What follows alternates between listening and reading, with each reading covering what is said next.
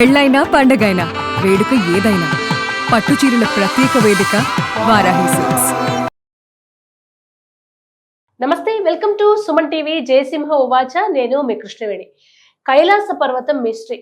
Everest నైనా ఎక్కగలుగుతున్నారు కానీ కైలాసాన్ని ఎక్కలేరని, ఎక్కుతున్న వాళ్ళకి రకరకాల అనుభూతులు కలుగుతున్నాయని, కొంతమంది అసలు ఇక్కడ టైంకి కైలాస పర్వతం మీద టైంకి కూడా చాలా చేంజెస్ ఉన్నాయని, గోర్లు పెరుగుతున్నాయి, జుట్టు రంగు మారుతుంది, ఇట్లా చాలా మాటలు వింటూ వచ్చాము. ఇప్పటికీ కైలాస పర్వతం మిస్టరీగానే ఉంది. ఈ అంశం గురించి మనకు డీటెయిల్గా ఎక్స్ప్లెయిన్ చేయడం కోసం ఈరోజు జయసింహ గారు మాట్లాడిద్దాం. జయసింహ గారు నమస్తే. నమస్తే. కైలాస పర్వతం ఎప్పటికీ అదొక మిస్టరీ. మనకి ఎంత ఆరాధ్యమో అంతే రహస్యాలకు కూడా నిలయం అంటారు. ఒకసారి కైలాస పర్వతం గురించి. ఇక్కడ చాలా మందికి కొంత కన్ఫ్యూజన్ ఏముంది అంటే, మనం గ్రంథాల్లో చదువుకునే శివపార్వతుల ఆసీనులై ఉండే కైలాసం ఉంది కదా, ఆ కైలాసము ఈ కైలాస పర్వతం ఒకటేనా అనే కన్ఫ్యూజన్ ఉంది. మనం జాగ్రత్తగా గమనిస్తే కైలాస పర్వతం వేరు, మనకు వివిధ పురాణాల్లో కానీ ఎక్కడైనా కనిపించే కైలాసం వేరు. కైలాసం, వైకుంఠం, బ్రహ్మలోకం, మణిద్వీపం, గోలోకం ఇవన్నీ మన పురాణాల్లో కనిపిస్తుంటాయి. కైలాసంలో శివుడు, అమ్మవారు పార్వతీదేవి ఉంటారు, వైకుంఠంలో లక్ష్మీనారాయణుడు ఉంటారు, బ్రహ్మలోకంలో సరస్వతీదేవి, బ్రహ్మ ఉంటారు. ఇవన్నీ ఒకదాని మీద ఒకటి ఉంటాయని చెప్తారు అనమాట. అంటే మనకు దగ్గరలో ఉండేది బ్రహ్మలోకం, ఆ తర్వాత వైకుంఠం, ఆ తర్వాత కైలాసం, చివరిలో మణిద్వీపం ఉంటుంది, అమ్మవారు అక్కడ ఆసీనురాలై ఉంటారని చెప్తారు. ఇది కాకుండా వైష్ణవ పురాణాల్లో గర్గ సంహితలో మీకు దీని గురించి కూడా ఉంటుంది, గోలోకం గురించి కూడా ఉంటుంది. అక్కడ రాధా కృష్ణుడు ఉంటారు, రాధాదేవి అధిష్టాత్రిగా ఉంటుంది అక్కడ. ఇవన్నీ ఒక వర్ణన. అయితే భూమి మీద తీసుకున్నప్పుడు మనకు హిమాలయాల్లో అటు చైనా ఇటు భారతదేశానికి మధ్యలో టిబెట్, నేపాల్ ఈ ప్రాంతంలో కైలాస పర్వతం ఉంటుంది. ఈ కైలాస పర్వతం అనేది భూమి మీద ఉన్న అన్ని పర్వతాల కంటే పెద్దదా అంటే కాదు. మౌంట్ ఎవరెస్టే పెద్దది, ఎవరెస్ట్ పర్వతం పెద్దది. ఎవరెస్ట్ పర్వతాన్ని చాలామంది ఎక్కారు కూడా, కైలాస పర్వతాన్ని ఎవరు ఎక్కలేదు అంటే మనుషులు ప్రయత్నించలేదా అంటే ప్రయత్నించారు. ప్రయత్నించిన వాళ్ళు కొందరు వెనక్కి తిరిగి రాకపోవడం జరిగింది, కొందరు వెనక్కి వచ్చినాక అనూహ్య పరిస్థితుల్లో చనిపోవడం జరిగింది, అక్కడికి వెళ్ళిన వాళ్లకు మతిస్థిమితం తప్పడం జరిగింది. రెండోది మీరు చెప్పినట్టు అది గోర్లు పెరిగిపోవడం, జుట్టు పెరిగిపోవడం, ఇటువంటివన్నీ జరిగినాయి.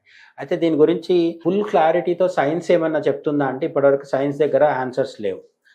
సంప్రదాయబద్ధంగా నమ్ముతున్న వాటిని చూసుకున్నప్పుడు మనకేం కనిపిస్తుంది అంటే, కైలాస పర్వతం దగ్గరికి వెళ్ళినప్పుడు మీకు కాంతి పుంజాలు కనిపిస్తుంటాయి అని చెప్తారు. అక్కడ కైలాస పర్వతానికి దూరంగా ఉండి కొంత దూరం నుంచి చూస్తే, కైలాస పర్వతం దూరం నుంచి చూసినప్పుడు ఓంకారంలాగా కనిపిస్తుందని, ఇట్లా రకరకాల వర్ణనలు ఉన్నాయి.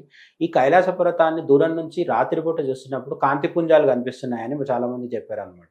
అవి నక్షత్రాలకు సంబంధించిన వెలుగులు కావచ్చు అని చెప్పేసి ఇటువంటి అనేక థియరీస్ ఉన్నాయి. కానీ ఎవరు కూడా చెప్పలేకపోతుంది ఏంటంటే, ఒక పర్వతం దగ్గర అంతటి వెలుగులు ఎందుకు వస్తున్నాయి? చాలా పర్వతాలు ఉన్నాయి కదా హిమాలయాల్లో, మరి అన్ని హిమాలయ పర్వతాల దగ్గర వెలుగులు ఉంటేనేమో ఓకే అనుకోవచ్చు. ఈ కైలాస పర్వతం దగ్గరే రాత్రిపూట కొన్ని వెలుగులు వస్తున్నాయి. వాటి పట్ల ఇంతవరకు సైంటిఫిక్ ఎక్స్ప్లెనేషన్ ఏం లేదనమాట. మనకి సాంప్రదాయంగా నమ్మేవాళ్ళు ఏంటంటే నక్షత్రాలకు సంబంధించిన వెలుగులు అవి అని చెప్తుంటారు అనమాట. యుఎఫ్ఓ సంచారం ఉంటుంది. మానస సరోవరం కూడా ఈ కైలాస పర్వతానికి దగ్గరలో ఉంటుంది. బట్ మానస సరోవరం మనం వెళ్ళొచ్చు. మానస సరోవరం ఎవ్రీ ఇయర్ చాలా మంది వెళ్తుంటారు. కైలాస పర్వతానికి వెళ్ళడం కుదరదు. కైలాస పర్వతాన్ని చుట్టూ ప్రదక్షిణం చేసే పరిస్థితి కూడా కొంచెం చాలా క్లిష్టంగా ఉంటుంది అన్నమాట. మానస సరోవరం వెళ్ళిన వాళ్ళకి కావచ్చు, లేకపోతే ఈ కైలాస పర్వతానికి దరిదాపుల్లో సంచరించే వాళ్ళకి కావచ్చు, వేరే పర్వతాలు ఎక్కేప్పుడు కైలాస పర్వతానికి సమీపంగా వెళ్ళే వాళ్ళకి కావచ్చు, యుఎఫ్ఓస్ కనిపించినాయి అని చెప్తుంటారు. యుఎఫ్ఓస్ అంటే అన్ఐడెంటిఫైడ్ ఫ్లయింగ్ ఆబ్జెక్ట్స్. అంటే అవి తిరుగుతూ ఉంటాయి ఆకాశంలో, కానీ ఎవరు పంపించారు, ఎక్కడి నుంచి వచ్చింది, ఎందుకు తిరుగుతున్నాయి అనేది క్లారిటీ ఉండదు. ఈ యుఎఫ్ఓస్ మీకు అమెరికా చరిత్రలో కూడా చాలా కనిపిస్తుంది. అమెరికాలో కొన్ని రాష్ట్రాల్లో చాలా సార్లు మాకు కనిపించాయని చెప్తూ ఉంటారు. బట్ ఇక్కడ ఒక చిన్న విషయం మనం గుర్తుంచుకోవాల్సింది ఏంటంటే, మనం చదివే వాటిలలో యుఎఫ్ఓస్ గురించి 100 చదివితే దాంట్లో 99 కరెక్ట్ ఉండే అవకాశాలు లేదు. ఒకటి మాత్రమే నిజం ఉంటుంది. ఆ 1-2 ఏది నిజమో మనకు తెలియదు. యుఎఫ్ఓస్ లేవని నేను చెప్పట్లేదు, ఖచ్చితంగా అన్ఐడెంటిఫైడ్ ఫ్లైజింగ్ ఆబ్జెక్ట్స్ ఉన్నాయి. వాటి పట్ల ఎక్స్ప్లెనేషన్ ఏమీ కూడా లేదు. ఎట్లయితే ఏలియన్స్ ఉన్నారు, గ్రహాంతరవాసులు ఉన్నారు. కొందరైతే ఏం చెప్తారంటే అమెరికన్ సైంటిస్టుల దగ్గర ఇప్పుడు కొందరు గ్రహాంతరవాసులు ఉన్నారు, వాళ్ళ మీద ప్రయోగాలు చేస్తున్నారు అని చెప్తూ ఉంటారు. ఇవన్నీ నమ్మశక్యంగా ఉండవు, నమ్మడం కూడా సబబేం కాదు. అయితే నమ్మకూడదు కాబట్టి ప్రతిదీ వ్యతిరేకించాలనేది అయితే లేదు. ఈ కైలాస పర్వతం దగ్గర ఉన్న యుఎఫ్ఓస్ అనే వార్తల్లో కొన్ని మనం తీసేసినప్పటికీ కూడా కొంత మాత్రం నిజం ఉంది. అక్కడ ఏదో జరుగుతోంది, అక్కడ మాత్రం ఖచ్చితంగా మనకు అంతు చిక్కని ప్రక్రియ ఏదో జరుగుతుంది. ఆ ప్రక్రియకి మతం ఆచారం వీళ్ళు చెప్తుంది ఏంటంటే కైలాస పర్వతము శివుడికి సంబంధించింది ఇవన్నీ కానీ చెప్తున్నారు. మీరు శివుడికి సంబంధించిన కైలాసం వేరే ఉండే అవకాశం ఉందన్నప్పుడు అది కైలాస లోకం. దీనికి ఇంత ప్రత్యేకత ఎందుకు అసలు? అది అక్కడ మీకు కొంతమంది చెప్తుంది ఏంటంటే లోపల భూగర్భ నగరం ఉంది అని కూడా కొంతమంది చెప్తున్నారని ఎందుకు అంటున్నానంటే నేను ఎట్లయితే విని చెప్తున్నానో అందరి పరిస్థితి ఇదే. అంటే ఇది one of the gate ways of Shambala అంటారు కదా. అదే చెప్తున్నా, ఈ భూగర్భ నగరంలో అత్యాధునికమైన వసతులు కలిగిన, అత్యాధునికం అంటే ఏసీలు కూలర్లు ఉంటాయని కాదు, సాధన చేసుకునే వాళ్ళకి, తపో సాధన చేసే వాళ్ళకి శంబలకు గేట్వే అనే కాదు, అక్కడే శంబల నగరం ఉందని కూడా కొందరు చెప్తారు.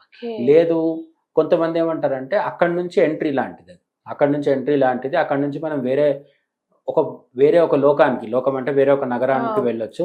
ఈ శంబల ఏంటి అంటే అక్కడే కలికి అవతరిస్తాడని చెప్పే శంబల కూడా కావచ్చు. ఇవన్నిటిని మనం ఎందుకు జాగ్రత్తగా ఆలోచించి స్వీకరించాలి అని నేను ఎందుకు చెప్తున్నానంటే వీటికి రిటర్న్ ప్రూఫ్స్ ఏముండవు. మన 18 పురాణాల్లో వీటి గురించి క్లియర్గా ఎక్కడ మెన్షన్ చేసినట్టు ఉండదు. ఒకరి నుంచి ఒకరు మాట్లాడుతూ రావడం వల్ల ఇవి ప్రచారం అవుతూ ఉంటాయి. కాబట్టి ఇవి అబద్ధాలు అనడానికి కూడా లేదు. ఎందుకు అంటే చాలా విషయాలు అక్కడికి వెళ్ళి అనుభవంలోకి వచ్చిన వాళ్ళు చెప్తున్నారు. ఇక్కడ వాళ్ళే కదా, మేడం బ్లావెట్స్కి లాంటి వాళ్ళు కూడా అక్కడి నుంచి వచ్చి కూడా కన్ఫర్మ్ చేసిన వాళ్ళు. యుక్రెయిన్ నుంచి వచ్చారు ఆమె స్వతంత్రానికి ముందు. ఒక 75 ఏళ్ళ 80 ఏళ్ల కిందట ఇంటర్నెట్ లేనప్పుడు కాలం అంటే నమ్మకపోవచ్చు. ఈ కాలంలో కూడా చాలా మందికి మాకు అటువంటి అనుభూతులు. ఇప్పుడు మౌంటైనీర్స్ ఉంటారు కదా, పర్వతారోహకులు ఉంటారు, వాళ్ళు ఎవ్రీ ఇయర్ వెళ్తున్నారు కదా. ఎవ్రీ ఇయర్ వెళ్ళే పర్వతారోహకులు మౌంట్ ఎవరెస్ట్ ఎక్కుతున్నారు, కాంచనగంగా ఎక్కుతున్నారు, ఇంకోటి ఎక్కుతున్నారు. హిమాలయాల్లో కొన్ని వందల శిఖరాలు ఉన్నాయి. అన్ని ఎక్కుతున్న వాళ్ళు కైలాస పర్వతం ఎందుకు ఎక్కట్లేదు? అక్కడనే సమస్య. అది ఎక్కడం అంత ఈజీ కాదు. అట్లా అని చెప్పి టఫ్ కాబట్టి దాని వల్ల అధ్యయనం చేయొచ్చా అంటే అటువంటి టెక్నాలజీ కూడా అక్కడ పనిచేయట్లేదు. మనకి ఇంకా కొన్ని పాయింట్స్ ఉన్నాయి. ఇక్కడ టైం డిలేషన్ అనే ప్రాసెస్ కూడా ఉంటుంది. కొంతమంది స్వయంగా ఎక్కిన వాళ్ళకి ఎదురైన అనుభవం ఏంటంటే మీరు చెప్పినట్టుగా పర్వతం మీదకి ఎక్కిన తర్వాత గోర్లు పెరిగిపోతున్నాయి, జుట్టు పెరిగిపోతుంది. టైం బయట ప్రపంచంలో 1 గంట జరిగినప్పుడు అక్కడ ఫాస్ట్గా జరిగిపోతుంది. కొన్ని రోజుల వ్యవధి వెళ్ళిపోయినట్టుగా, అంటే ముసలితనం వచ్చేస్తుంది అంటారు. అంటే బయట ఉన్నప్పుడు వాడికి 1 నెల 2 నెలలో గడిచినట్టు ఉండాల్సిన టైము అక్కడికి వెళ్తే కొన్ని సంవత్సరాల వ్యవధికి మారిపోతుంది అని చెప్తారు.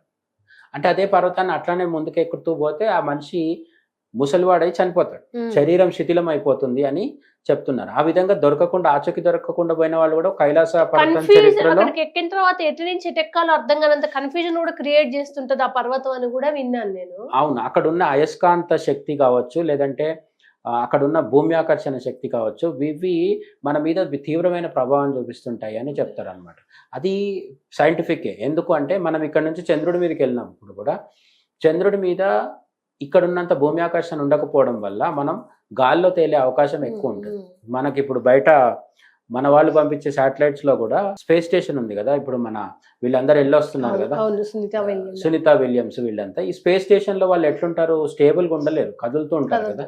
అంటే బయట అంతరిక్షంలో జరిగేది ఏదో కైలాస పర్వతం మీద జరుగుతుంది అని అనుకోవడానికి అయితే అవకాశాలు ఉన్నాయి. అటువంటి కండిషన్, అటువంటి పరిస్థితులు అక్కడ ఏర్పడటం వల్ల సంథింగ్ జరుగుతుంది.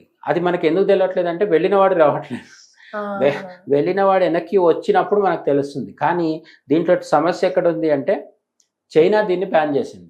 ఇప్పుడు ఆ కైలాస పర్వతం అనేది ఎవరి కంట్రోల్లో ఉంది అంటే పొలిటికల్ గా చైనా కంట్రోల్లో ఉంది. ఈ చైనా దాని మీద కొన్ని రూల్స్ పెట్టింది. మౌంట్ ఎవరెస్ట్ ఎక్కినట్టుగా కానీ కైలాస పర్వతం ఎక్కడానికి అవకాశం లేదు. మీకు కైలాస పర్వతం ఎక్కడానికి వీల్లేదు కాబట్టి చాలా వరకు ఆ రహస్యాలు అట్లనే ఉండిపోతుంది. చైనా ఈ నిర్ణయం ఎందుకు తీసుకుంది అనేది కూడా ఇప్పటికీ ఎవరికి తెలియదు. చైనా అంటారు మత నమ్మకాల్ని వాళ్ళకు భగవంత్ కైలాస పర్వతంతో హిందువులకు మాత్రమే కాదు బౌద్ధులకి కూడా చాలా రకాల విశ్వాసాలు కనుక దాని మీద అడుగు పెట్టడం పాపంగా భావించొద్దంటున్నారు అనే వాదన కూడా ఉంది. అయితే చైనా ఒప్పుకోనప్పటికీ అక్కడ కొందరు సిద్ధులు, దేశాలు, సరిహద్దులు, వీటితో సంబంధం లేని సిద్ధులు తిరుగుతూ ఉంటారని నమ్ముతారు. ఆదిశంకర్ల కాలంలో కైలాస పర్వతాన్ని ఆదిశంకర్లు ఎక్కారని కూడా చెప్తారు. అయితే సౌందర్య లహరి కావచ్చు, శివలింగాలు 5 శివలింగాలు తీసుకురావడం జరిగింది. ఇప్పుడు అవే మనకు శృంగేరిలో కానీ మిలరేపా అనే వ్యక్తి కూడా ఎక్కారని, ఆయన టిబెటన్ బౌద్ధ గురువు ఆయన కూడా ఎక్కారని చెప్తారు. అయితే అప్పటికి ఇప్పుడున్న ఆధునిక China, Bharat, Nepal, Tibet borders లేవు. వాళ్ళు సిద్ధులు కనుక ఎక్కడైనా జర్నీ చేస్తారు అనేది కూడా జర్నీ చేస్తారు. ఈ కాలంలో అయితే మనం వీసాలు ఇవన్నీ అవసరం కాబట్టి నార్మల్ పీపుల్ కి కైలాసానికి నో ఎంట్రీ, సిద్ధులకి నో ఎంట్రీతో సంబంధం లేదు కాబట్టి వాళ్ళు వెళ్తారు. బట్ వాళ్ళు వచ్చి మనకు ఇవన్నీ చెప్పాల్సిన అవసరం వాళ్ళకి లేదు కాబట్టి ప్రస్తుతానికైతే కైలాస పర్వతాన్ని మనం ఒక మిస్టరీగానే చూడాలి. అక్కడ ఏం జరుగుతుంది అంటే సైన్స్ దగ్గర ఆన్సర్ ఉండొచ్చు, కానీ ఇప్పటివరకు సైంటిస్టులు కూడా ఆ ప్రయత్నం చేయలేదు. దాని పైనుంచి విమానాల్లో వెళ్ళడం కూడా కష్టం. అట్లీస్ట్ పైనుంచి వెళ్తూ పైనుంచి కెమెరాలు ఇప్పుడు మనకు గూగుల్లో సెర్చ్ చేస్తే కూడా మీకు గూగుల్లో కొన్ని ద్వారాలు, కిటికీలు అటువంటి ఇమేజెస్ లాంటివి కనిపిస్తాయని చెప్తారనమాట. అవేంటి అంటే అవి మరో లోకానికి, మనం 3D 4D అంటాం కదా, డైమెన్షన్, ఇంకొక డైమెన్షన్ లోకి వెళ్ళిపోవడానికి అవి ద్వారాలు లాంటివి అని చెప్తారనమాట.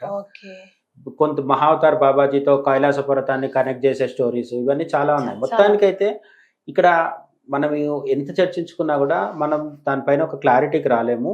మనకు వచ్చి ఉన్న క్లారిటీ ఏంటి, మనకున్న కన్ఫర్మ్ తెలిసిన విషయం ఏంటంటే కైలాస పర్వతం ఒక పెద్ద మిస్టరీ. ఇది మాట. Thank you so much.